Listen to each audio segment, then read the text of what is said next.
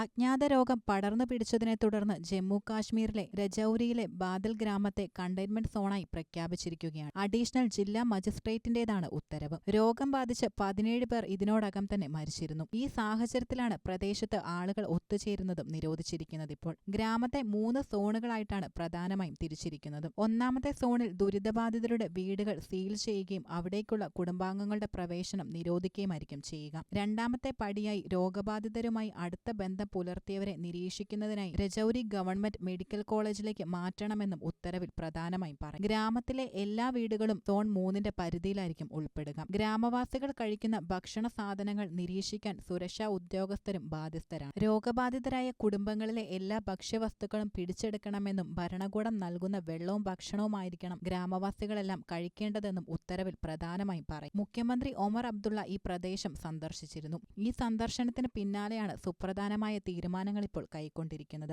December 7-ന് വിവാഹസദ്യ കഴിച്ച ഒരു കുടുംബത്തിലെ 7 പേർ മരിച്ചതിനെ തുടർന്നായിരുന്നു ഈ സംഭവത്തിന്റെ ആരംഭം നടന്നത്. പിന്നീട് ഇതേ സദ്യ കഴിച്ച മറ്റൊരു കുടുംബത്തിലെ 9 പേർ രോഗബാധിതരാവുകയും ഇതിൽ 3 പേർ മരണപ്പെടുകയും ചെയ്തിരുന്നു. സർക്കാർ ഇപ്പോൾ ജാഗ്രതാ നിർദ്ദേശങ്ങൾ ജനങ്ങൾക്ക് നൽകിയിട്ടുണ്ട്. അതുപോലെ കടുത്ത നടപടികളുമാണ് സർക്കാർ ഇപ്പോൾ പ്രദേശത്ത് നടപ്പിലാക്കുന്നതും.